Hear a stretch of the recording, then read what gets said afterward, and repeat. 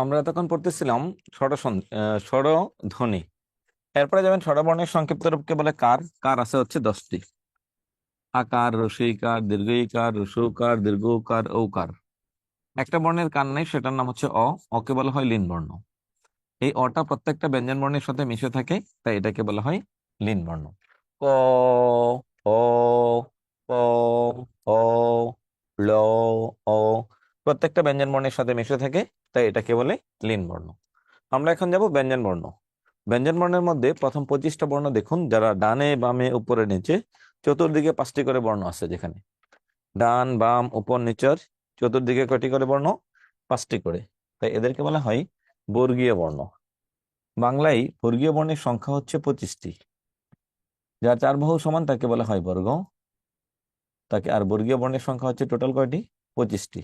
এখন আসুন, এই 25টি বর্ণ থেকে আমাদের চাকরি পরীক্ষার জন্য খুবই গুরুত্বপূর্ণ 25টি বর্ণই কোনটা কোন ধরনের বর্ণ এবং কি কি বর্ণ, আমরা এটা একটু দেখতে চাচ্ছি যে আসলে কোনটা কোন ধরনের বর্ণ, কোনটা কি ধরনের বর্ণ, এই বর্ণটা একটু খেয়াল করবেন। এবার আমি যাচ্ছি হায়দার আলী নামে একজনকে দেখছি, আপনি আনমিউট অপশনে চাপ দিবেন। দেবনাস ধর, তমা, আপনারা দুজনে সালাম উচ্চারণ আলাইকুম করবেন। স্যার। ওয়ালাইকুম সালাম। আপনারা দুজনে একটু উচ্চারণ করেন নাসিক্য বর্ণটা। প্রথমে হায়দার আলী। জি স্যার। ইয়, উঙ, মূর্ধন্য, দন্তন্য, ম। কোনো সমস্যা হয়েছে কিনা, যে ওরা কি আসলে পেয়েছে নি?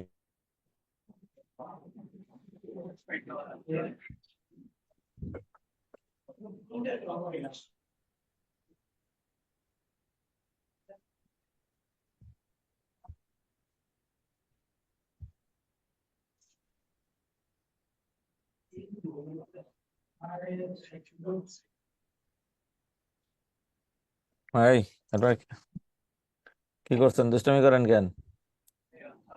হ্যাঁ, কি করিয়াছেন বলেন?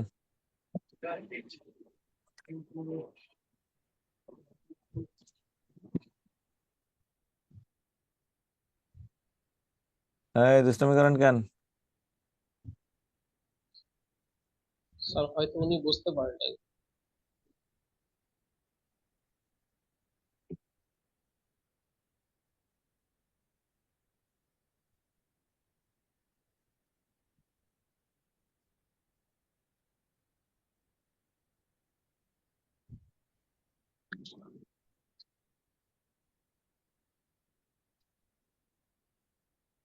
আপনারা কি দেখতে পাচ্ছেন? স্যার না তা স্যার। তো দেখতে পাচ্ছি না।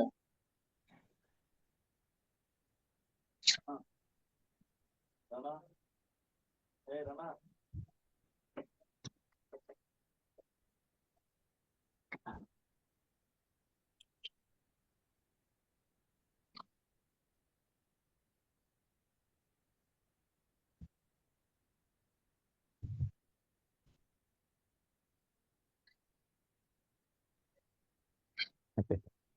আমরা প্রথমে যাব বর্গীয় বর্ণ। স্যার ডানে বামে উপরে নিচে যার চার বাহু সমান তাকে বলে বর্গ। আর এই বর্ণগুলোকে বর্গীয় বর্ণ বলা হয়। কেন বর্গীয় বর্ণ বলা হয়? এদের চতুর্দিকে 5টি করে বর্ণ আছে, তাই এদেরকে বলা হয় বর্গীয় বর্ণ অথবা স্পর্শ বর্ণ। বর্গীয় বর্ণ অথবা স্পর্শ বর্ণ। প্রথমে আমরা যাব বর্গীয় বর্ণের লাস্টের সারি, যেটাকে বলে নাসিক্য বর্ণ। নাসিক্য বর্ণ বলা হয় এদেরকে কেন? যে ধ্বনি উচ্চারণে নাক দিয়ে বাতাস বের হয় তাকে বলে নাসিক্য বর্ণ। যে ধ্বনি উচ্চারণে নাক দিয়ে বাতাস বের হয় তার নাম হচ্ছে কি বর্ণ? নাসিক্য বর্ণ বলে। নাক দিয়ে বাতাস বের হবে। আতিকুল, উচ্চারণ করুন এই 5টা বর্ণ।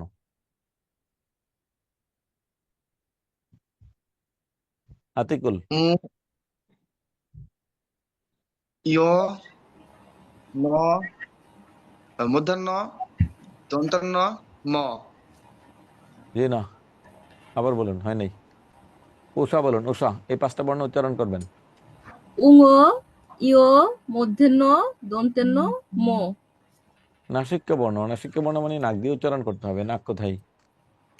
হ্যাঁ, উষা, নাক কই? নাক দিয়ে উচ্চারণ করুন। উঙ, হুম, ইঙ, মূর্ধন্য, দন্তেন্য, ম। জি না, হয় নাই। সাদ ওয়ালিদ, উচ্চারণ করুন এই 5টা। সাদ ওয়ালিদ, রাইহান, সি সি।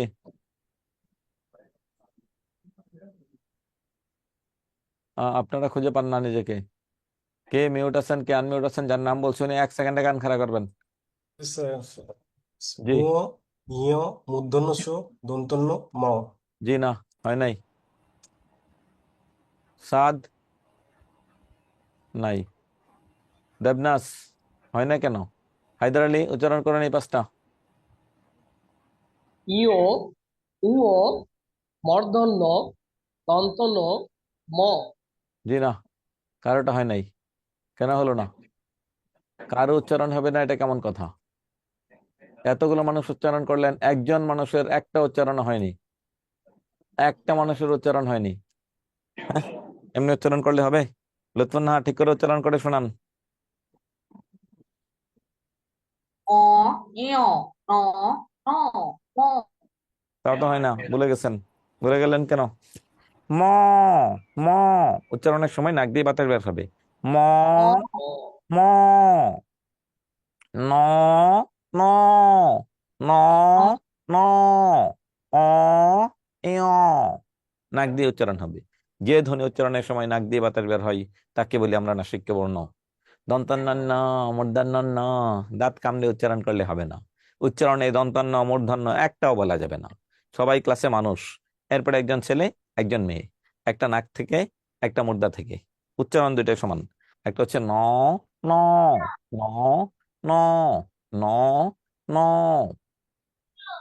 এবার বলুন লুথুনার, জি স্যার। আরেকবার বলুন।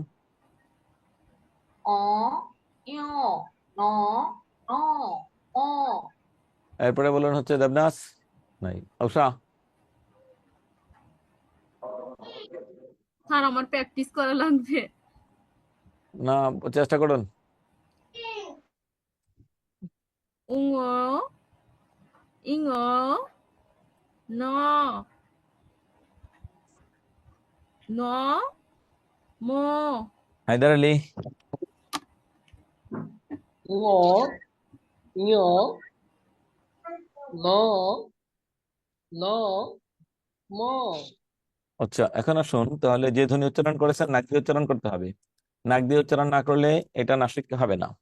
নাসিক্য হওয়ার পূর্ব শর্ত হচ্ছে নাক দিয়ে উচ্চারণ করতে হবে। যে ধ্বনি উচ্চারণের সময় নাক দিয়ে বাতাস বের হয় তাকে বলে নাসিক্য বর্ণ। যে ধ্বনি উচ্চারণের সময় নাক দিয়ে বাতাস বের হয় তাকে বলে নাসিক্য বর্ণ।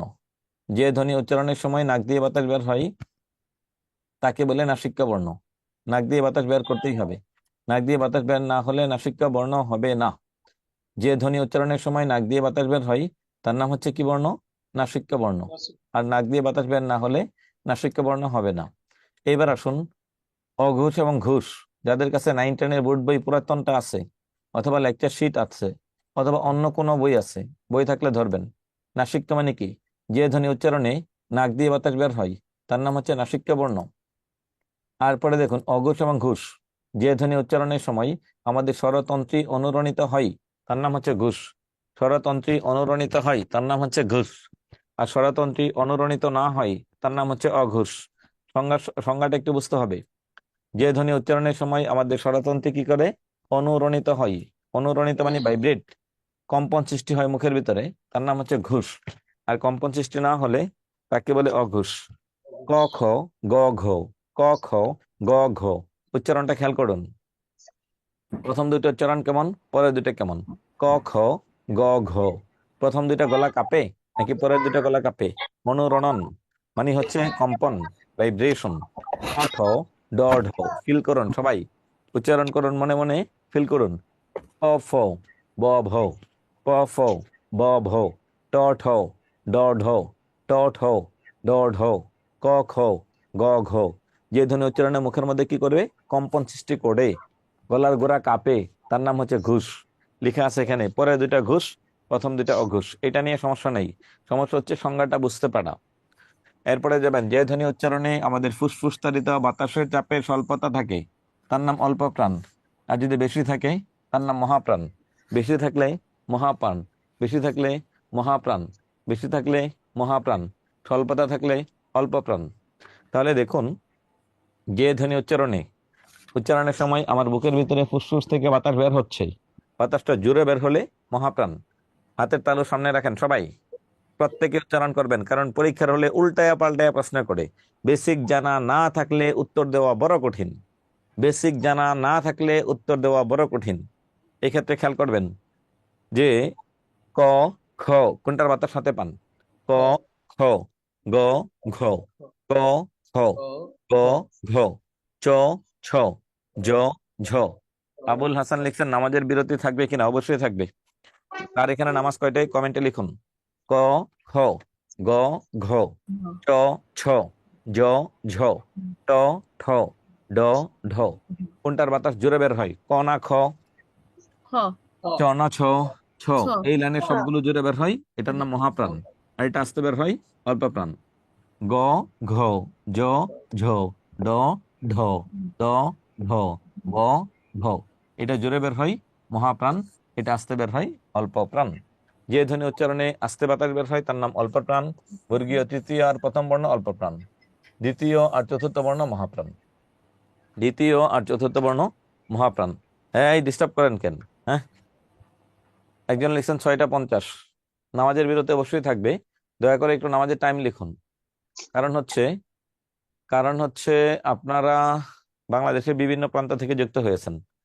কিছু কিছু অঞ্চল আছে যেটা ঢাকা থেকে 7 মিনিট আগে নামাজের সময় হয়, আর কিছু অঞ্চল আছে যেটা ঢাকা থেকে 7 মিনিট পরে হয়। ডিফারেন্স হয়ে যায় 15 মিনিট। কারণ আমি বিরতি দিতে গিয়ে বিশেষ করে মাগরিবের নামাজে এই সমস্যায় পড়ি। একদিকে নামাজ শেষ, আরেকদিকে নামাজের সময় জামাত হয়ে গেছে, আরেকদিকে আজানই দেয় নাই।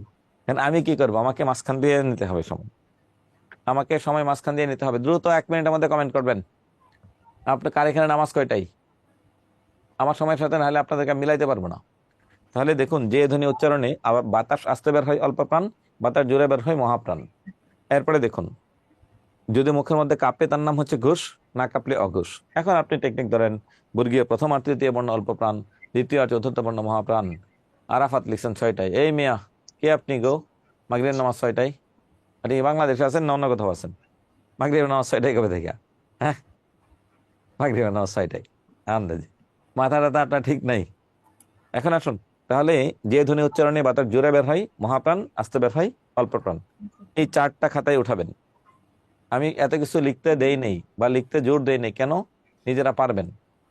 এখন আপনার কাজ হচ্ছে দ্রুত, আমি 7টা থেকে বিরতি দেব, 7টা থেকে 7টা 15 মিনিট নামাজের বিরতি থাকবে, 7টা থেকে 7টা 15 মিনিট। এখন আসুন, এর আগে একটু লিখার সময় দিব, এর আগে একটু বুঝুন, নাহলে লিখে ফেলুন লিখতে চাচ্ছেন। আগে লিখুন, এই 4টা আঁকেন খাতায়। আঁকার পরে 5 মিনিট পড়াবো, 5 মিনিট পড়ানো শেষ হলে এরপরে নামাজের বিরতি যাব, যেন বিরতির পর এই অংশটুকু আর পড়তে না হয়।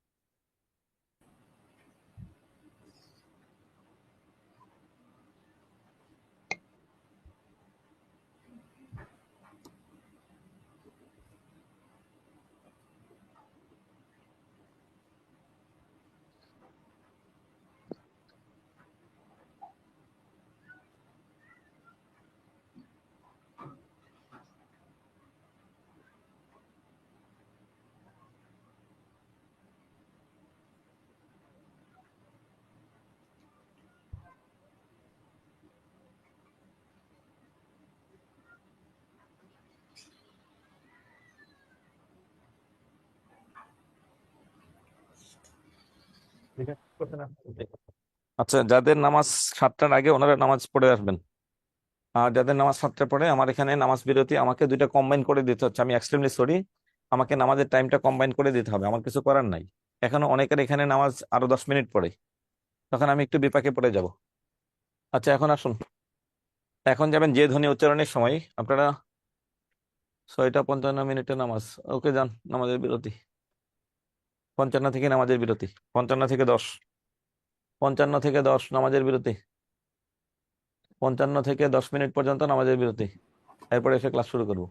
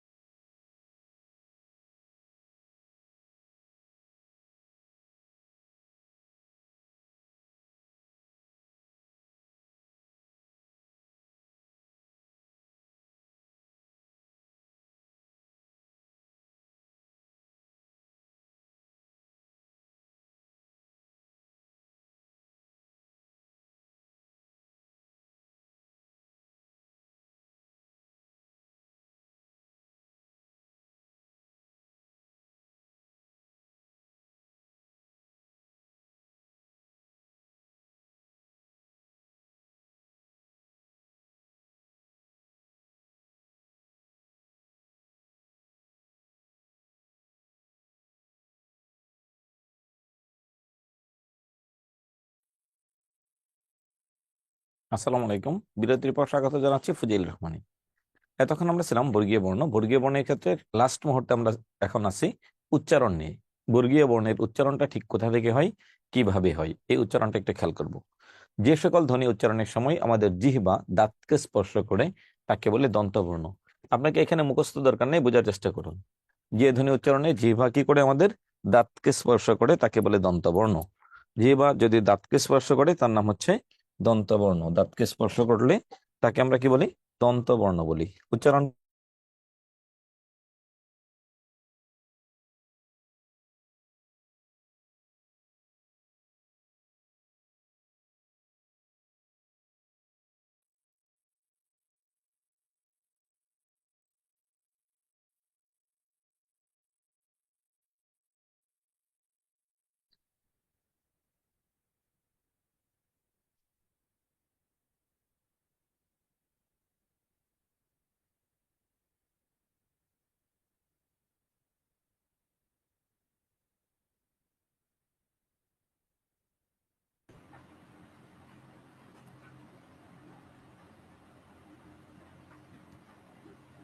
উচ্চারণ করুন। মুফতি ফরিদউদ্দিন, মুফতি ফরিদউদ্দিন, আপনি একটু উচ্চারণ করবেন এই চারটা বর্ণগুলো।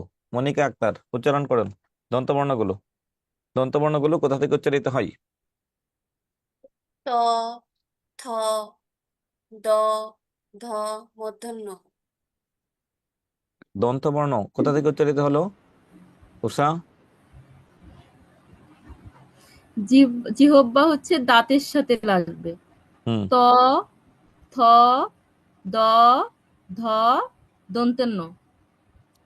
জিহ্বা দাঁতকে স্পর্শ করে সবার জি। ত, থ, দ, ধ, দন্ত ন, ন, ন, ন, উচ্চারণ করুন। ত, থ, দ, ধ, ত, থ, থ, থ, দ, দ, ধ। ধ, দন্তের ন। হ্যাঁ, দেখুন আপনার জিহ্বা কি আপনার দাঁতকে স্পর্শ করেছে নাকি জি, করেনি? করছে। আচ্ছা, এবার কমেন্টে একটু উত্তর লিখবেন। জিহ্বা আপনার কোন পাটি দাঁতকে স্পর্শ করেছে? উপরের পাটি নাকি নিচের পাটি? উপরে। কমেন্টে লিখুন, চিন্তা ভাবনা করে লিখবেন, আন্দাজে লিখবেন না। জিহ্বা কোন পাটির দাঁতকে স্পর্শ করে? উপরের পাটি নাকি নিচের পাটি? উপরের পাটি নাকি নিচের পাটি? উপরের পাটি নাকি নিচের পাটি? কমেন্টে একটু লিখুন। উপরের পাটি নাকি নিচের পাটি? আপনারা ক্লাসে আছেন 400+, কিন্তু এখন কমেন্ট করার সময় একজন, রৌনক, ধ্যান, উষা, আর কেউ কমেন্ট করার ক্ষেত্রে নাই কেন? কমেন্ট করার ক্ষেত্রে আর কেউ নাই কেন? দন্তবর্ণ কোন পাটি থেকে উচ্চারিত হয়? উপরের দন্তবর্ণ কোন পাটি থেকে? যে ধ্বনি উচ্চারণের সময় আমাদের জিহ্বা দাঁতকে স্পর্শ করে তাকে বলে দন্তবর্ণ। যে ধ্বনি উচ্চারণের সময় আমাদের জিহ্বা কাকে স্পর্শ করেছে? দাঁতকে। দাঁতকে স্পর্শ করেছে তাই এটাকে বলে দন্তবর্ণ। দাঁতকে স্পর্শ করেছে তাই এটাকে বলে দন্তবর্ণ। দাঁতকে স্পর্শ করলে তাকে বলে দন্তবর্ণ। উপরের উপরের, এখন কেউ যদি বলে না নিচের পাটি থেকে আসে, তাহলে সেটা কি হবে? কখনোই হবে না। দন্তবর্ণ উচ্চারণের সময় আমাদের জিহ্বা উপরের পাটির দাঁত থেকে উচ্চারিত হয়, তাই এটাকে বলে হচ্ছে দন্তবর্ণ। উপরের পাটি থেকে উচ্চারিত হয়, তাই এটাকে বলে দন্তবর্ণ। দেখুন, ত, থ, দ, ধ, আপনার জিহ্বা কোথায়? প্র্যাকটিক্যালি পড়তে হবে, তাহলে আর ভুলবেন না। ত, থ, দ, ধ। যে ধ্বনি উচ্চারণের সময় আমাদের জিহ্বা দাঁতকে স্পর্শ করে তাকে বলে দন্তবর্ণ। জিহ্বা দাঁতকে স্পর্শ করে তাই এটাকে কি বলে? দন্তবর্ণ বলে। জিহ্বা দাঁতকে স্পর্শ করে তাই এটাকে বলে দন্তবর্ণ। তাহলে দেখুন, দন্তবর্ণের হিসাব গেল দাঁতের ঠিক উপরের। এখন মাঝে মাঝে আমাদের ভাই ভাই জিজ্ঞাসা করে, আচ্ছা দন্তবর্ণগুলো কি নিচের পাটি থেকে উচ্চারণ করা সম্ভব? না। যদি তখন আবার বলবে আপনাকে উচ্চারণ করে শোনান, আপনি শোনাবেন, আগে বলবেন সম্ভব না। হ্যাঁ, দন্তবর্ণ নিচের পাটি থেকে উচ্চারিত হবে না। 2, তালু। দাঁতের ঠিক উপরের শক্ত অংশকে বলে তালু। আপনার জিহ্বা যেখানে যাবে এখন সেটাই তালু। উচ্চারণ করুন। চ, ছ, জ, ঝ। চ, ছ, জ, ঝ। উচ্চারণ করুন সবাই। চ, চ, চ, ছ, জ, জ, জ, ঝ। ঝ, সবাই উচ্চারণ করুন। চ, ছ, ছ, ছ, জ, জ, ঝ।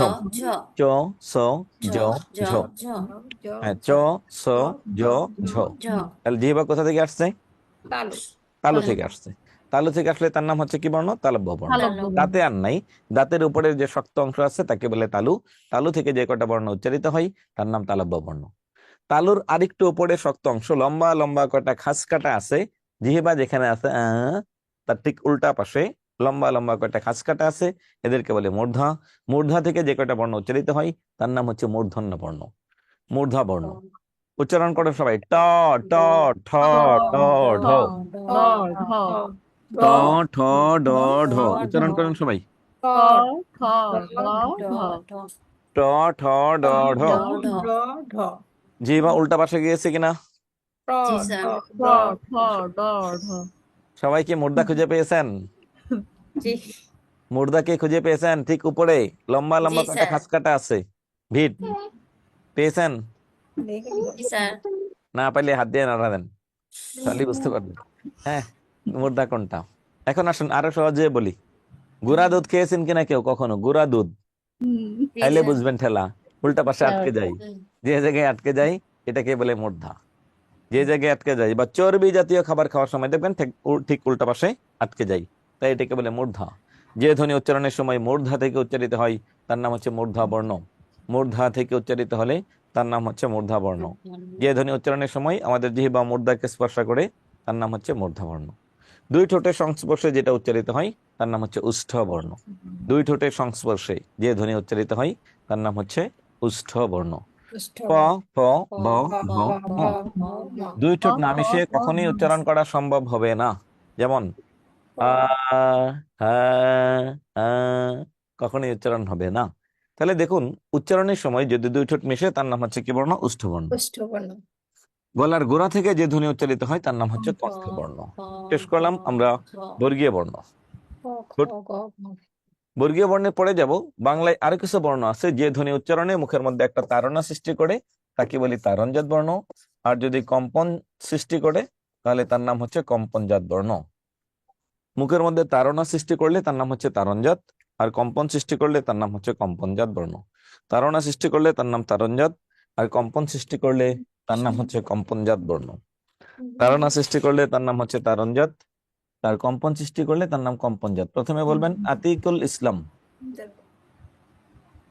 স্যার তারণজাত বর্ণ দুইটা নাম কি কি? র র তিনটাই র। দুইটা বর্ণের নাম কি? কোন র এর কোন নাম? ডয় বিন্দু র, ঢয় বিন্দু র। বুঝে শুনে বলবেন। মনিকা বলুন, তিনটা বর্ণের নাম কি? ডয় শূন্য র, ডয় শূন্য র, আরেকটা আছে নিচে, র, কোন র? শুধু র। শুদ্ধ র মানে? শুদ্ধ র র কি? র হায়দার আলী বলুন, কোনটা কোন র? তারঞ্জক বর্ণ। অলরেডি দুইজন কিন্তু দুই ভাবে বলছেন, ঠিক করে ড বলবেন। বিন্দু র, ঢ বিন্দু র। বুঝে বয় শুনে কম্পনজাত বিন্দু। বলবেন। বর্ণ ব বিন্দু র। এরপরে উষা বলুন। ঢয় বিন্দু র, ওইটা তো কি ভুলে গেছি স্যার। কি বলেন, ভুলে গেছেন? আপনি কোন ক্লাসে পড়েন? ভুলে গেছেন কেন? ঠিকঠাক করে বলুন। তিনটাই হচ্ছে র, তিনটাই র, নিচেরটা হচ্ছে কোনটা কোন র? হ্যাঁ, ঢয় বিন্দু র, আর হচ্ছে নিচেরটা একদম যেটা হচ্ছে হ্যাঁ, বাকিরা কমেন্টে লিখুন। র। আপনারা খুব অলস জাতি, যারে ধরি মনে করেন সেই বলবে, আমি আর বলবো না।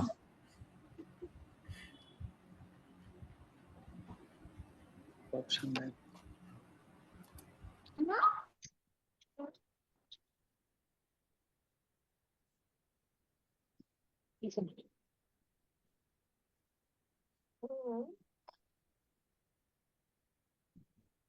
দেখছেন, এখন যদি আমার 1 ঘন্টা সময় চলে যায়, ক্লাস ক্লোজ করে দেয়, তাতে কিচ্ছু আসে যায় না। কমেন্টে কেউ লিখবে না, কিচ্ছু লিখবেন না। কেন? স্যার স্যার কমেন্টে কমেন্টে লিখতে খুব লেখা ভয় পান। যাচ্ছে না স্যার। জি, লিজা বলে। স্যার কমেন্টে স্যার কমেন্টে লেখা লেখা যাচ্ছে না স্যার। ওরা তো লিখছে, সেলিম রেজা লিখছে, মিজানুর রহমান লিখছে। আমাদেরটা ডিজেবল স্যার। স্যার ডিসেবল দেখাচ্ছে। তাই নাকি? স্যার আমারটাও ডিজেবল দেখাচ্ছে। আচ্ছা, তফাজ্জল লিখতে পারছেন তো? দেখতেও পাচ্ছি না স্যার কমেন্টে কে কি লিখছে। এটা দেখা বন্ধ এখানে। আচ্ছা আচ্ছা।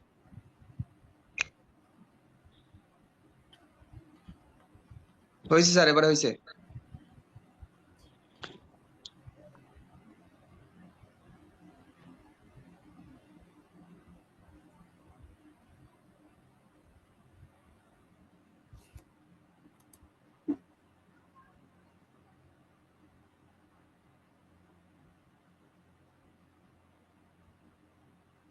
আচ্ছা,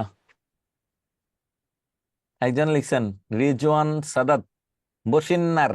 বসিন্নার কি? বহুত সুন্দর। হ্যাঁ, তোফাজ্জল লিখছেন ডয়ে শূন্য র।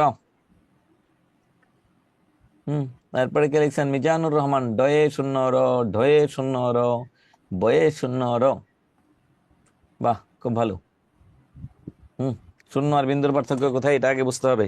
কোনটা শূন্য আর কোনটা বিন্দু, আগে এটা বুঝেন। ট ঠ ড ঢ, ড ঢ, ড ঢ, ড ঢ, ভ চন্দ্র, বিন্দু বিন্দু বিন্দু বিন্দু, ড বিন্দু র, ঢ বিন্দু র, ব বিন্দু র, চন্দ্র বিন্দু। শূন্য হচ্ছে এটা, ভিতরে ফাঁকা থাকা লাগবে।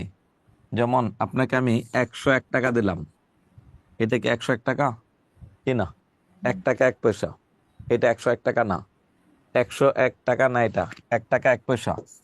আর এটা হচ্ছে 101 টাকা, এটা হচ্ছে 101 টাকা। কোনটা 101 টাকা আর কোনটা 1 টাকা 1 পয়সা, এটা একটু বুঝতে হবে। কোনটা 1 টাকা 1 পয়সা আর কোনটা 101 টাকা, এটা বুঝতে হবে। শূন্যের ভিতরে ফাঁকা থাকা লাগবে, আর বিন্দুর ভিতরে কোনো ফাঁকা থাকবে না। বিন্দুর ভিতরে কোনো ফাঁকা থাকবে না। ড বিন্দু র, ঢ বিন্দু র, ব বিন্দু র, শূন্য বলা যাবে না। তাড়না সৃষ্টি করবে ব ঢ, ব ঢ। যে ধ্বনি উচ্চারণে মুখের মধ্যে একটা তাড়না সৃষ্টি করে তার নাম তারণজাত। আর যদি কম্পন সৃষ্টি করে তার নাম হচ্ছে কম্পনজাত। কম্পন সৃষ্টি করলে তার নাম কম্পনজাত। তাড়না সৃষ্টি করলে তার নাম হচ্ছে তারণজাত। তাড়না সৃষ্টি করলে তার নাম তাড়নজাত। আর কম্পন সৃষ্টি করলে তার নাম হচ্ছে কম্পনজাত বর্ণ। পরাশ্রী বর্ণ, 3টা বর্ণ পরাশ্রী: অনুসার, বিসর্গ, চন্দ্রবিন্দু। অনুসার, বিসর্গ, চন্দ্রবিন্দু, 3টা হচ্ছে পরাশ্রী বর্ণ। নিজেরা নিজেরা কোনো অর্থ প্রকাশ করতে পারে না, তাই এটাকে বলে পরাশ্রী। পার্শ্বিক ধ্বনি, যে ধ্বনি উচ্চারণের সময় জিহ্বার 2 পার্শ্ব দিয়ে বাতাস বের হয়, জিহ্বার 2 পার্শ্ব দিয়ে বাতাস বের হয়, তার নাম হচ্ছে পার্শ্বিক ধ্বনি। 2 পার্শ্ব দিয়ে বাতাস বের হলে তার নাম হচ্ছে কি ধ্বনি? পার্শ্বিক ধ্বনি। লা, জিহ্বার ডগায় সামনে আসবে, বাতাসটা 2 পাশ দিয়ে বের হবে, এটার নাম হচ্ছে পার্শ্বিক ধ্বনি। পরীক্ষা আসবে পার্শ্বিক ধ্বনি কয়টি? 1টি। পরাশ্রী বর্ণ কয়টি? 3টি। অথবা নিচের কোনটি? পরাশ্রী বর্ণ। তারণজাত বর্ণ কেন? তাড়না দেয়, জিহ্বাটা ঘোরানো দেয়, বড় বড়। আর কম্পনজাত মানে ভাইব্রেশন, কম্পন দিবে। চুর, যারা চানাচুর বিক্রি করে এরা কেমনে উচ্চারণ করে চুর। বলুন? চানাচুর। আয়, চানাচুর। হ্যাঁ, কম্পন সৃষ্টি করে। এত কম্পন দেওয়া যাবে না, এত কম্পন দরকার নেই। আপনি হালকা একটা কম্পন দিবেন, চুর চুর। এটা হচ্ছে বড় বড় বড়। তাড়না সৃষ্টি করলে তার নাম তারণজাত, আর কম্পন সৃষ্টি করলে তার নাম হচ্ছে কম্পনজাত। এরপরে আসুন অক্ষর, মাত্রা। একটা ভগ্নাংশ লিখলাম 8 সমস্ত 32 ভাগের 10। 10-এর মধ্যে কোনো মাত্রা নাই, মাত্রাহীন বর্ণ 10টি। 32-এর মধ্যে মাত্রা পূর্ণ আছে, পূর্ণ মাত্রা বর্ণ 32টি। 8-এর মধ্যে মাত্রা দিলে হয় 8টি অর্ধমাত্রা। বাংলায় অর্ধমাত্রার বর্ণের সংখ্যা হচ্ছে 8টি। অর্ধমাত্রা 8টি, মাত্রাহীন 10টি, পূর্ণমাত্রা 32টি। আরেকটু শর্টকাট যদি করি, যদি বলে কোনটা ব্যঞ্জন বর্ণ আর কোনটা স্বরবর্ণ, ব্যঞ্জন বর্ণে পূর্ণমাত্রা 26টি, স্বরবর্ণে পূর্ণমাত্রা 6টি। 6 যোগ 4, ব্যঞ্জন বর্ণে মাত্রাহীন 6টি, স্বরবর্ণে মাত্রাহীন 4টি। 7 যোগ 1, ব্যঞ্জন বর্ণে অর্ধমাত্রা 7টি, স্বরবর্ণে অর্ধমাত্রা 1টি। এটা হচ্ছে রি, এ, ওই, উ, ও 4টা, অ, আ, ই, উ, 6টা। শেষ মাত্রা। এরপরে আসুন হচ্ছে যুক্ত বর্ণ। এখানে 2টা যুক্ত বর্ণ আছে, এই 2টা যুক্ত বর্ণের নাম হচ্ছে কি? বর্গীয় জ প্লাস ইয়, বর্গীয় জ প্লাস ইয়। আর এখানে আছে কি? ইয় প্লাস বর্গীয় জ। তাহলে প্রথমে উচ্চারণ করবেন কে? উষা। আপনি একটু বানান করুন। কোন সাবজেক্টে পড়ছেন আপনি? জি, কোন সাবজেক্টে পড়ালেখা করছেন? সমাজ বিজ্ঞান। বিজ্ঞান বানান করুন। বয় হচ্ছে বর্গের জয় ইঙ্গয়াকার দন্তেন্য ব্রাহ্মণ বিজ্ঞান। বানান করুন। বয়রাফলাকার হয় ম মূর্ধন্য। আচ্ছা, এরপরে বানান করুন হচ্ছে পদ্মা। প দয়ময় আকার। জি। এরপরে আরেকজনকে বলতেছি, এরপরে উচ্চারণ করবেন কে? আতিকুল, বিজ্ঞান বানান করুন। বয়সী বকে জয় ইয় আকার দুতন্ন। ব্রাহ্মণ। ব্রাহ্মণ বানান করেন। বয়রফলা আকার যুক্ত খ ম মূর্ধন্য। স্নান বানান করেন। দন্তস্ব দন্তস্ব নয় আকার দন্তন্য। স্নান। শতাব্দী ব্রাহ্মণ বানান করেন।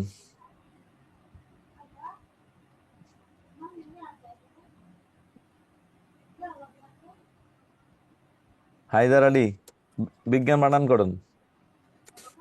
গ রশ্মি অঙ্গ গ আকার দন্ত ন।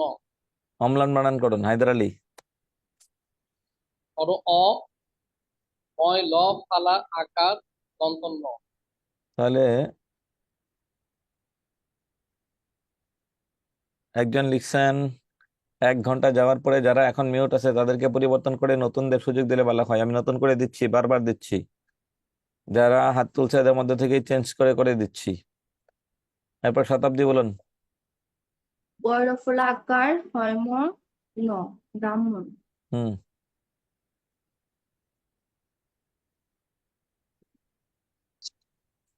পদ্মা বলুন। তাই পদ্মা। পদ্মা পদয়ম আকার। অদয়ময় আকার পদ্মা। আচ্ছা, এরপরে আসুন। এরপরে সর্বশেষ হচ্ছে মাহমুদুল হাসান। জি। আপনি একটু বানান করবেন ব্রাহ্মণ। বয়রফলা আকার খ মূর্ধন্য ব্রাহ্মণ। আচ্ছা, আপনি কোথা থেকে যুক্ত হয়েছেন? কুয়েত। কুয়েত, ওখানে কি করেন? বিজনেস, আমার ইলেকট্রিক শপ আছে। তাহলে আপনি দেশে এসে এই গরিবি চাকরি কেন করবেন? কুয়েতের টাকা পৃথিবীর সবচেয়ে বেশি দাম। জি জি। কেন আপনি দেশে এসে এই গরিবের চাকরি কেন করবেন? আমার ফ্যামিলিগতভাবে সবাই চাকরি বাকরি করে। আমার নোয়া ভাইটা উনি আছে প্রিন্সিপাল ফাজিল মাদ্রাসার। আমার বাবা ছিলেন ভাইস প্রিন্সিপাল, চাচা ছিলেন প্রিন্সিপাল। ভাইরা সবাই চাকরি বাকরি করে, সেই জন্য দেশের দিকে যাই একটু ছোটখাটো। আমি মৌলভী পোস্টে ঢোকার ইচ্ছা। আচ্ছা, বাসা কোথায়? যশোর জেলা কেশবপুর থানা। আচ্ছা, ঠিক আছে, কেশবপুর। মাইকেল মধুসূদন দত্ত, হ্যাঁ। আচ্ছা, এখন আসুন। জি থ্যাংক ইউ। উপরওয়ালা আল্লাহ আল্লাহ আপনার ইচ্ছা কবুল করুক, চেষ্টা করে দেন। আমিন। আচ্ছা, এবার আসুন। আপনি একটা উচ্চারণ করবেন, পদ্মা উচ্চারণ করুন, পদ্মা। প দয় মফলা আকার পদ্মা। তাহলে স্নান বলুন। স্নান হ্যাঁ, দন্তস্বয় নয় আকার দন্তন্য। স্নান। আব্দুল জলিল ক্ষমা বানান করুন, ক্ষমা। খ ময় আকার হুম, কমা। জি। স্বল্প, স্বল্প না, স্নান। প্লান হুম। দন্তস্বয় নয় আকার দন্তন্য। 12টা বাজাইছেন উচ্চারণে সবাই মিলিয়া। হ্যাঁ, এই উচ্চারণ কই পেয়েছেন? দান্তা শয়নে আকার দান্ত না স্নান, দান্তা শয়নে আকার দান্ত না স্নান। আন্দাজি মাতৃভাষা বাংলাটা একবার রেপ করে ফেলেছেন উচ্চারণে। এইবার দেখেন কয়টা ছেলে ভাইভাতে ফেল করছে, কয়টা ছেলে ভাইভাতে ফেল করেছে, কয়টা ছেলে আপনাদের ভাইভাতে ফেল করেছে, এটা একটু দেখুন। কয়টা ছেলে ভাইভাতে ফেল করেছে? এইবার বুঝবেন যে উচ্চারণের 12টা কেমনে বাজে। উচ্চারণের 12টা কেমনে বাজায় মানুষ। এই উচ্চারণের 12টা বাজালে হবে? একটা উচ্চারণ হয় নাই। একটু আগে আমি আপনাকে একটা কথা বলি। আমাকে একটা ছেলে এসএমএস দিয়েছে, সেই ছেলেটা আপনাকে এসএমএসটা দেখাতে পারবো না, যে স্যার আমি আমার জেলায় ফার্স্ট হয়েছি বাংলা লিখিত, আমাদের এখানে ক্লাস করেছে। এখন দেখুন, একটা লিখছে স্যার বাংলায় কলেজে আমার জেলায় ফার্স্ট, একটা লিখছে বাংলা স্কুলে আমার জেলায় ফার্স্ট। এরা কি জানেন? যারা নিজেরা নিজেরা পড়ালেখা করছে। আমরা শুধু এখানে দেখাই দিচ্ছি বা কিছু করেছি, আর বাকি সব পড়ালেখা নিজে করেছে। আবার অনেকে আছে ভাই ভাই গোড়ার ডিম ফেল। ভাই ভাই গিয়া যদি বানান করেন ডাই শূন্য র ডাই শূন্য র, খাইছেন ধরা, আপনার ভাই ভাই শেষ। হ্যাঁ, চাকরি লাগবে না। ভাইবা যারা নেই ওনারা খুবই ফর্মাল। 29 জনে আমরা দেখছি একটা বোর্ডে 30 জনের মধ্যে 29 জনকে আরবি প্রভাষকে ফেল করাইছে। How can possible? 30 জনের বোর্ডে 29 জন ফেল। কোথাও না কোথাও সমস্যা ছিল, কোথাও না কোথাও সমস্যা ছিল। এই উচ্চারণের সমস্যা যদি হয় সেটাই হবে না ফেল। উচ্চারণ আপনি 30-এ 30 পাবেন, উচ্চারণে ভুল আপনার কোনো কাজ হবে না, কোনো কাজ হবে না। বাংলা ভাষার উচ্চারণ যেমন গুরুত্বপূর্ণ, আরবি ভাষার ক্ষেত্রে তেমনই গুরুত্বপূর্ণ। সংস্কৃত হিন্দি সব ভাষার উচ্চারণের তেমন গুরুত্বপূর্ণ। আমি ধরতেছি দুইজন মাওলানা মানুষকে বের করতেছি, যেমন একজন হচ্ছেন এই যে কে, মাহমুদুল হাসান। মাহমুদুল হাসান, আপনি একটু বলেন তো সূরা ইখলাসের প্রথম আয়াতটা বলেন, উচ্চারণটা কুল আউযু ঠিক বিরাব্বিল করবেন। ফালাক। না জি। সূরা ইখলাস। হায়দার আলী, সূরা ইখলাসের প্রথম লাইনটা বলুন। কুল হুয়াল্লাহু আহাদ। এখন দেখুন, দুইজন দুইটা প্রশ্ন করেছেন। আরবিতে এই কুল উচ্চারণে একটা মোটা করে বলছেন, এটার উচ্চারণ কয় বফলা রসুকার ল কুল। এখন এইটারে যদি আপনি এমনি বলেন কুল হুয়াল্লাহু আহাদ, তাহলে হবে না। এই কুল অর্থ আরবিতে খাওয়া, আর এই কুল শব্দের অর্থ হচ্ছে বলা। 12টা বাজাইছেন, বলুন আল্লাহ এক, আরেকদিন বলতেছে খান আল্লাহ এক। অর্থের কোন পর্যন্ত নিয়ে গেছেন? আলহামদু যদি এটা চিকন করেন একটা অর্থ, আর আলহামদু বললে আরেকটা। আরবি উচ্চারণের যেমন 12টা বাজে, বাংলারও সেম। এখন যদি সংস্কৃততে আসি, ইংরেজিতে আসি, হিন্দিতে আসি, সব সেম। এখন একটা শব্দ লিখে দিলাম, একজন উচ্চারণ করেন তো। আমি এটা কি লিখছি? TEACHER। কি লিখছি? টিচার। টিচার। এটা উচ্চারণটা হচ্ছে ঠিচা, টিচার না। এটার উচ্চারণ ঠিচার না, ঠিচা। আচ্ছা, CAT, এটার উচ্চারণ কি? ক্যাট। খ্যাট। জি না, খেট। ক্যাট না, খেট। না হলে আপনার উচ্চারণ ভুল। উচ্চারণ ভুল তো ভুলই, ভুলের কোনো বিকল্প না আছে নাকি? ওই যে কুল হুয়াল্লাহ, যারা কেউ যদি বলে সূরা ফাতিহা পড়তে গেলে 12টা বাজবে, অর্থের যে কি পরিমাণ 12টা বাজাইছেন, দিনের রাত বানায় ফেলাইছেন। এই আলী, হায়দার আলী, আপনি বলেন, জি, স্যার। এই যে কলকলা না করলে অর্থ ঠিক থাকবে? জি না স্যার, অর্থের কি ভুলটা হয়? এখানে যেটা সূরা ইখলাসে বলা হলো কুল আর কুল, খাওয়া আর বলা। এখানে এই, ক আর কাপ। আমি জানি আপনার এখানে অনেক আলেম মানুষ আছেন, আমার এই বিষয়ে কথা বলার কোনো অধিকার বা সুযোগ আমার নাই, কিন্তু একটা কথা এই জন্য বলতেছি যে উচ্চারণ মারাত্মক সিরিয়াস বিষয়। উচ্চারণ সিরিয়াস বিষয়, আপনি উচ্চারণ করবেন না, এরপরে এই যে নিবন্ধনে ভাইবা দেখলে বুঝবেন। BCS এর প্রত্যেকটা BCS এর ভাইবা দেয় 10 থেকে 12 হাজার ছেলে ভাইবা দেয়, ঘুরে ঘুরে 3-4 হাজার পাস করে, বাকিরা ফেল। এরা কারা? এরা কি ফেল করার যোগ্য? যে BCS প্রিলি পাস করলো, লিখিত পাস করলো, ভাই 10 মিনিট, 8 মিনিট, 7 মিনিটের প্রশ্নে ফেল, তার পুরো লাইফটাই ফেল। ওই যে উচ্চারণে ভুল ছিল, প্রনাউন্সিয়েশনে ভুল ছিল, কোথাও না কোথাও মারাত্মক ভুল ছিল, এরপরে 10টা প্রশ্নের উত্তর পারছেন 10টাই বাদ, আপনার কোনো একটা উত্তর গ্রহণযোগ্য হবে না। তখন আপনার কোনো একটা উত্তর গ্রহণযোগ্য হবে না, একটা উত্তর কাউন্টেবল না। এখন আসুন, প দয়ে ম ফলা আকার পদ্মা, প দয়ে ম ফলা আকার পদ্মা, দন্তা শয় ব ফলা আলয় পয় সংযুক্ত স্বল্প, দন্তা শয় ন ফলা আকার দন্তান্ন স্নান, অময় ল ফলা আকার অম্লান, দন্তান্ন অম্লান ফলা। ব্যঞ্জন বর্ণের সংক্ষিপ্ত রূপকে কি বলি? ফলা বলি। ব্যঞ্জন বর্ণের সংক্ষিপ্ত রূপকে বলি ফলা। ফলা আছে 6টি। একটা শব্দ মনে রাখবেন, ম জ র ল ব ন, এই 6টার যে কোনো একটা বর্ণ যুক্ত হয়ে আসার ক্ষেত্রে যদি নিচে নিচে নিচে আসে, তাহলে ফলা বলা ফরজ, বাধ্যতামূলক, বলতেই হবে। দই ম ফলা, মই ল ফলা, দন্তা শয় ন ফলা, ব ফলা। যেমন মাহমুদুল হাসান একটা ফলা বলছেন, কিন্তু আরেকটা দিকে ফলা বলেননি। ফলা সবগুলো, যেখানে ফলা আছে সবগুলোকেই ফলা বলতে হবে। এখন স্নানের উল্টাই দিলাম, মুন্সিগঞ্জের মুন্সি, মুস্কার মু দন্তার 9 সংযুক্ত রসিকার। সংযুক্ত, এখানে সংযুক্ত, দন্তান্নটা এখানে প্রথমে আসছে আর এখানে পরে আসছে, তাই ফলা। আর দুইটা ফলা আছে, গয় র ফলা, বহিষ্কার বি দয় জ ফলা আকার। তাহলে দেখুন, ফলা মানে কি? ব্যঞ্জন বর্ণের সংক্ষিপ্ত রূপ। ব্যঞ্জন বর্ণের সংক্ষিপ্ত রূপকে বলে ফলা। এই 6টা বর্ণের যে কোনো একটা বর্ণ যুক্ত হয়ে আসার ক্ষেত্রে নিচে আসলে ফলা বলা ফরজ, বাধ্যতামূলক, বলতেই হবে, এর কোনো বিকল্প নেই, করলে ভুল। বিজ্ঞান বানানে দেখুন 2টা বর্ণ আছে যুক্ত বর্ণ, বর্গীয় জ প্লাস ইয়।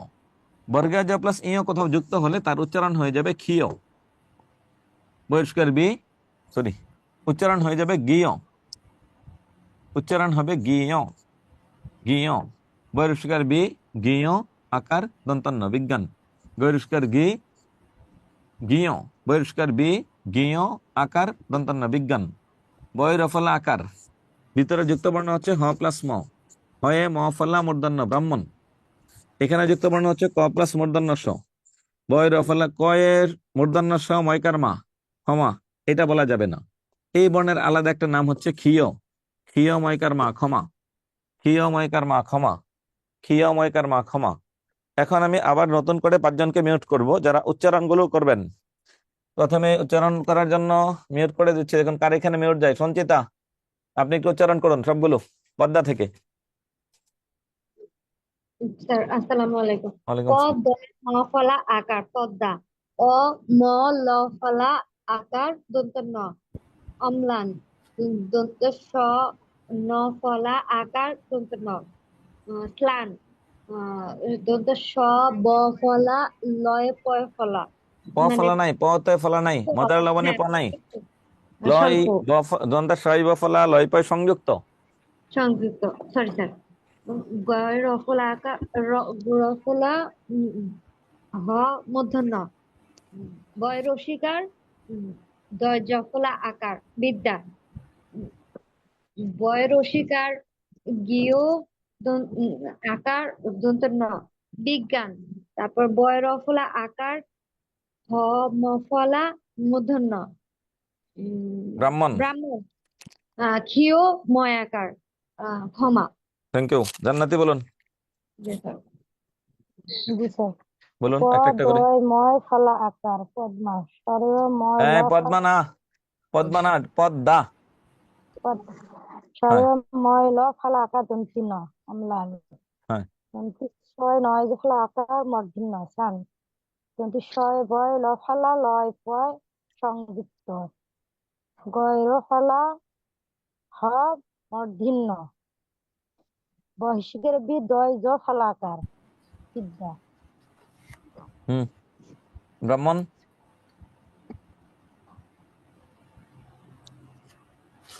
রাউটার ব্রাহ্মণ বলুন। রাউটার সোহাগ মিয়া, উচ্চারণ করুন। পলাশ। শারমিন শম্পা, জি স্যার। উচ্চারণ করুন।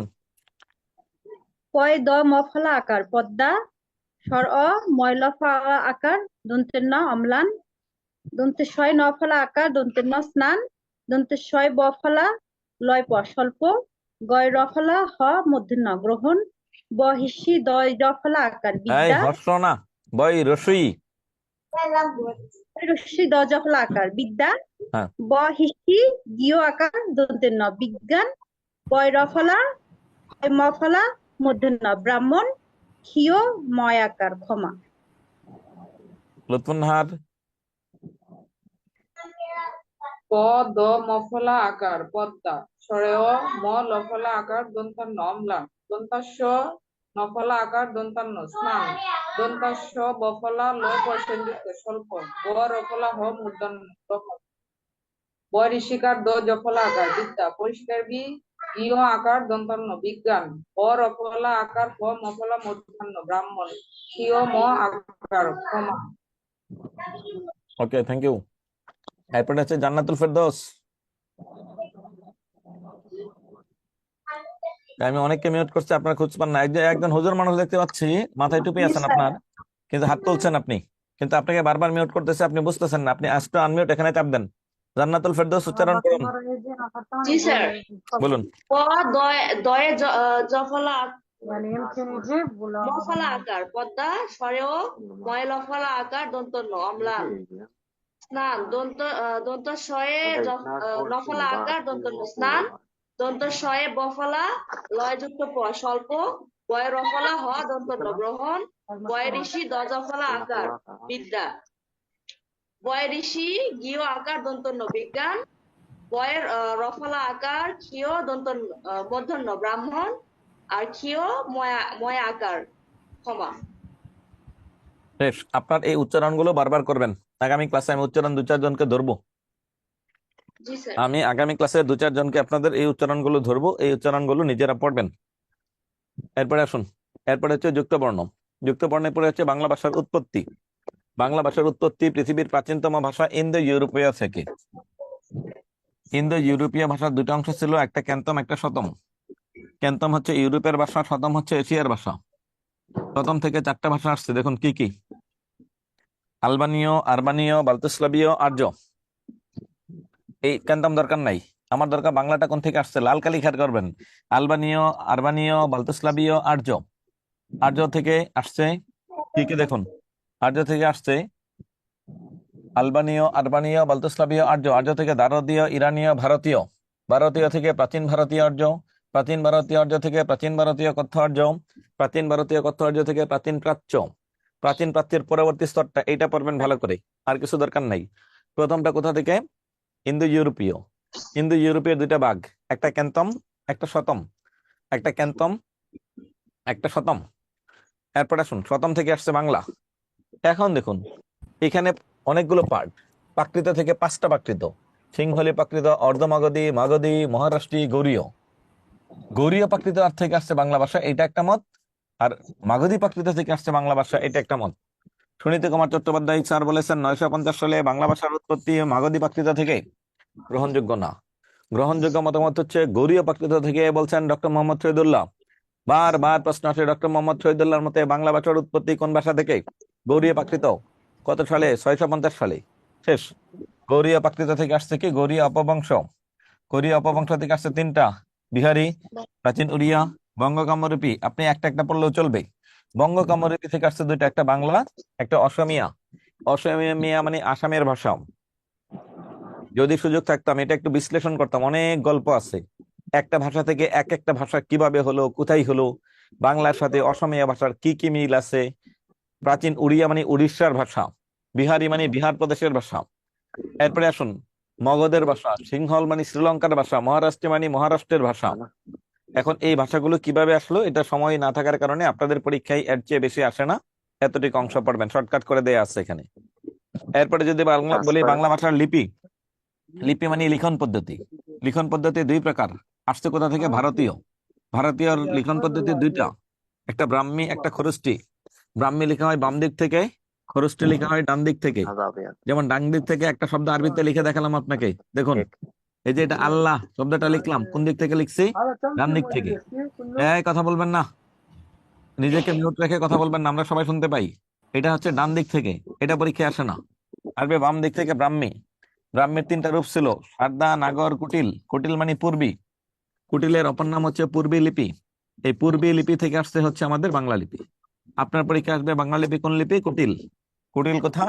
ব্রাহ্মী। ব্রাহ্মী কোথা? ভারতীয় লিপি থেকে এসেছে। কোন লিপি কোথা থেকে আসছে, এতটুকু অংশ আসবে আপনার পরীক্ষায়। এরপর আসুন এই অধ্যায় থেকে আসা বিগত বছরের প্রশ্নগুলি। এই অধ্যায় থেকে আসা বিগত বছরের প্রশ্নগুলি কেমন আছে? আলহামদুলিল্লাহ। আচ্ছা, হ্যাঁ আছে। এই অধ্যায় থেকে আসা বিগত বছরের প্রশ্নগুলো একটু দেখুন যে প্রশ্নগুলো কিভাবে আসছে। ইংরেজি ভাষায় লেখা প্রথম ব্যাকরণ এনবি হেলহেড, এটা আপনাদের লেকচার শিটে বিস্তারিত আলোচনা আছে। বাংলা ব্যাকরণ কে কখন লিখছেন, কে আরবিতে, কে ইংরেজিতে, কে পর্তুগিজে, কে বাংলায়। বাংলা ভাষার রীতি কয়টি? 2টি, একটা সাধু, একটা চলিত। বাকযন্ত্রের অংশ 9 কোনটি? কান। কথা বলার সময় আমাদের কানের সহযোগিতা লাগে না। এটার ভিতরে যুক্ত বর্ণের সংখ্যা কি? হ প্লাস ম। ও কোন ধরনের বর্ণ? বিসিএস এর প্রশ্ন, যৌগিক বর্ণ। বন্ধন শব্দের অক্ষর 2টা, এটাও বন্ধন। ধ্বনি নির্দেশক চিহ্নকে কি বলে? ও কোন ধরনের স্বরধ্বনি? যৌগিক স্বরধ্বনি। এই টাইপের প্রশ্নগুলো আসবে আপনার এই অধ্যায় থেকে। তাহলে এতক্ষণ পর্যন্ত আমরা যা পড়লাম এই পর্যন্ত প্রশ্ন। এখন একটু বলবেন, প্রায় 2 ঘন্টা ধরে ক্লাস করতেছেন, আমাদের একটু কারিগরি ত্রুটি ছিল, এই জন্য আমি আন্তরিকভাবে ক্ষমা প্রত্যাশা করছি। এখন আসুন 2 ঘন্টা পড়ার পর আপনার ফিলিংস কি? বাংলা কি অনেক কঠিন, বা পড়লে আপনি পারবেন কিনা? না, বাংলা সহজ স্যার। ইনশাআল্লাহ পারবো স্যার। আচ্ছা, পড়তে হবে, পড়লেই পারবেন। মনে রাখবেন, আপনি বাংলা উচ্চারণ যদি ভালো না পারেন, আপনি আসলে আদর্শ শিক্ষক হতে পারবেন না। আপনার আমার মাতৃভাষা বাংলা, যেহেতু আমাদের মাতৃভাষা বাংলা, সো আমাকে মাতৃভাষা সংক্রান্ত অগাধ জ্ঞান লাগবে। আপনি এক একজন এক এক বিষয়ের শিক্ষক হবেন। মনে রাখবেন, আপনার জীবনে প্রত্যেকটা প্রতিষ্ঠানে 1-2জন আদর্শ শিক্ষক থাকে। একটা প্রতিষ্ঠানে সব শিক্ষক কিন্তু আদর্শ শিক্ষক না। আপনার জীবনেও যদি বলি কে কে আদর্শ শিক্ষক, প্রিয় শিক্ষক, 2-1 জনের নাম বলবেন। আপনি যেন আদর্শ শিক্ষক হতে পারেন, এই জন্য প্রত্যেকটা ক্লাসের বিষয়গুলো, বিশেষ করে ব্যাকরণ অংশগুলো খুব সিরিয়াসলি পড়বেন। সাহিত্য ফাঁকি দিতে পারেন নিবন্ধনের ক্ষেত্রে, ব্যাকরণে ফাঁকি দিলে হবে না, ব্যাকরণে ফাঁকি দেয়া যাবে না। আপনারা স্টুডেন্টের সংখ্যা অনেক বেশি বিদায় আমি সবার সাথে যোগাযোগ রাখতে পারিনি আজকে। দেখি পরবর্তীতে রাখার সুযোগ চেষ্টা করব। ক্লাসের পিডিএফ সব পেয়ে যাবেন, এটা নিয়ে আপনার কোনো টেনশন করা লাগবে না। আমি আমার প্রত্যেকটা ক্লাসেই দুই একটা প্রশ্ন দেখাবো, এই অংশ থেকে প্রশ্ন কিভাবে আসে। যা যা পড়াইছি রেকর্ড ক্লাসটা 2-3 বার দেখে আপনি এটার প্রশ্নের সবগুলো উত্তর সমাধান করবেন। একজন লিখছেন লেকচার শিট কিভাবে পাবেন? আমাদের সার্ভিস সেন্টারে ফোন দিবেন। বিদ্যাবাড়ির যে অফিসিয়াল নাম্বার, যে নাম্বারে ভর্তি হয়েছেন, এই নাম্বারগুলোতে আপনারা ফোন দিবেন। ফোন দিলে ওরা বলে দিবে, যার যত সমস্যা আছে সবগুলো সমস্যার জন্য ফোন দিবেন, হোয়াটসঅ্যাপ করবেন। লেকচার শিট অর্ডার করছি স্যার, মানি সেন্ড করছি, তারপরও মানে ইয়া হচ্ছে না। এটাও অফিসে জানাবেন, ওরাই দিবে। আমি একজনকে দৃষ্টি আকর্ষণ করছি, আপনি হুজুর মানুষ কিন্তু আপনার নাম নাই, এখানে লেখা বিবু। এই জন্য আমি আপনাকে কিছু বলতে পারতেছি না। আসলে আপনার নামটা কি? আপনি আনমিউটে চাপ দেন, হাত তুলছেন আপনি, স্যার নাহলে তো স্কুল 2 পর্যায়ে কি লেকচার শিট নেওয়া লাগবে? আমি না, আপনি না, আরেকজন স্যার আমাকে বিবু শুনতে লিখুন। পাচ্ছেন? আমি জি তো জি জি আমাকে কেউ শুনে না। জি আমি স্যার নতুন তো কিছু বুঝতেছি না, এগুলো অনেক কিছু বুঝি না আমি জুমের মধ্যে। আচ্ছা আচ্ছা, 1-2 দিন ক্লাস করেন, হয়তো বুঝে ফেলবেন। স্কুল 2 এরপরে যদি পর্যায়ে না কি বুঝেন পরে লেকচার কমেন্টে লিখবেন, চ্যাট অপশনে লিখবেন। আমি অনেকক্ষণ স্কুল ধরে 2 বোবার মতো পর্যায়ে কি চুপ করে বসে লেকচার আছি, শিট নেওয়া চিন্তা লাগবে? করে তো আমাকে কেউ শুনে না। না, মিউট করা থাকলে শুনবে। হ্যাঁ। দেখুন আপনার এখানে একটা নোটিফিকেশন মাত্র গিয়েছে, বারবার নোটিফিকেশন পাঠাচ্ছে, কার এখানে যাচ্ছে উনি আনমিউটে চাপ দেন। জি জি, আপনি আপনি আপনি হ্যাঁ, আপনি যার হাত দেখাইছেন উনি, জি আপনি, আপনার নাম, আপনি আনমিউটে চাপ দেন। লিখুন আপনার এখানে কোথায় লেখা আছে আস্ক টু আনমিউট, আপনার ডিভাইসে দেখুন আস্ক টু আনমিউট লেখা কোথায়, চাপ দেন। আস্ক টু আনমিউট কোথায় লেখা, এখানে চাপ দেন। উনি নতুন তো বুঝতে পারতেছেন আসলে। স্যার আরেকটা টপিক বাকি ছিল, যে ধ্বনি পরিবর্তন। আগামী ক্লাসে ধ্বনি পরিবর্তন, আজকের ক্লাসে না।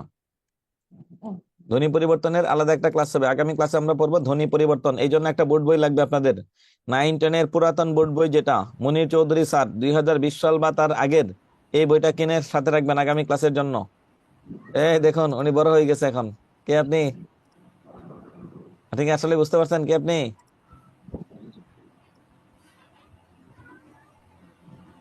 আচ্ছা ঠিক আছে, তাহলে আমাদের আজকের ক্লাসে এই পর্যন্তই, পরবর্তী ক্লাসে আবার দেখা হবে। সবাই স্যার আমি সুস্থ। কিছু বলতে চাই। 1 মিনিটে বলতে হবে, বলুন।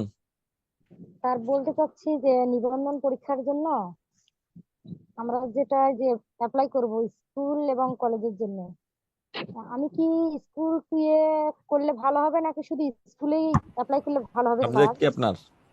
Bangla subject sir. আপনি স্কুল 2-তে গেলে বেতন কম পাবেন, ইবতদায়ী শিক্ষক হবেন প্রাইমারির। আর স্কুলে গেলে মাধ্যমিকের শিক্ষক হবেন, বেতন একটু বেশি পাবেন। বাংলা থাকলে অবশ্যই ভালো কোনটা মাধ্যমিকে হবে যাওয়া স্যার? উচিত। আমি তো বুঝতেছি না আসলে আপনি কোনটাতে অ্যাপ্লাই পড়ালেখা করব। কোথায় করছেন, কোন মানে কোথা থেকে পড়ালেখা করছেন? গাইবান্ধা থেকে স্যার।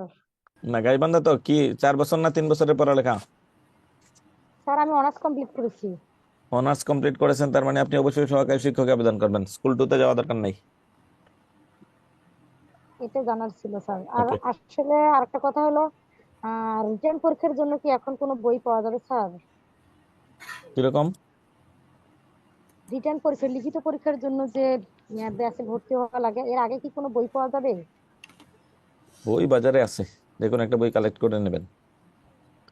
বিদ্যাবাড়ি থেকে দেওয়া হয় না? না, বিদ্যাবাড়ি থেকে দেওয়া হবে না। আচ্ছা আচ্ছা ঠিক আছে, তাহলে সবাই ভালো থাকবেন, সুস্থ থাকবেন, আল্লাহ হাফেজ। ঠিক আছে স্যার, আসসালামু আলাইকুম। ওয়ালাইকুম সালাম।